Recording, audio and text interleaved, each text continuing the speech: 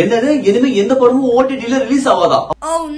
அப்ப எல்லா படமும் நம்ம தியேட்டர் தான் போய் பார்க்கணுமா? இது மாதிரி நிலைமை வந்தா நீங்க என்ன பண்ணுவீங்க? உங்க முன்னாடி ஒரு 2 क्वेश्चन எடுத்து வைக்கிறேன். இனிமே எந்த படம் எந்த லாங்குவேஜ் ரிலீஸ் ஆனாலும் நல்ல படமா இருந்தா கண்டிப்பா நான் தியேட்டர் தான் போய் பார்ப்பேன். இல்லப்பா நான் வந்து பொறுமையா உட்காந்து ஓடிடில ரிலீஸ் ஆகிற வரைக்கும் நான் வெயிட் பண்ணி பாத்துக்கிறேன்னு நினைப்பீங்களா? நீங்க என்ன நினைக்கிறீங்க மறக்காம கமெண்ட் செக்ஷன்ல சொல்லுங்க. அதுக்கு முன்னாடி நம்ம சேனலையும் கொஞ்சம் சப்ஸ்கிரைப் பண்ணிடுங்க. ஓகே, தமிழ் சினிமா வந்து கொஞ்சம் மாசமா ஒரு லோ ஃபேஸ் தான் போயிட்டு இருக்கு, எல்லாருக்குமே தெரிஞ்ச விஷயம் தான். இனி வரக்கூடிய மாசத்துல நம்ம பெரிய பெரிய ரிலீஸ் எதுவும் எதிர்பார்க்க முடியாது, ஏன்னா எலெக்ஷன் வேற வரப்போகுது. சோ இதனால வந்து தியேட்டர் ஓனர்ஸ் வந்து சில கோரிக்கைகளை எடுத்து வச்சுக்கிறாங்க. என்னென்ன விஷயங்களா 4 வீக்ஸ்ல வந்து ஒரு படம் வந்து ஓடிடில ரிலீஸ் ஆகும் எல்லாருக்குமே தெரியும். அது வந்து 8 வீக்ஸா மாத்தணும்னு கேட்டுக்கிறாங்க. கிரிக்கெட் மேட்ச் வந்து தியேட்டர்ல வந்து ஸ்கிரீனிங் பண்ண கேட்டுக்கிறாங்க.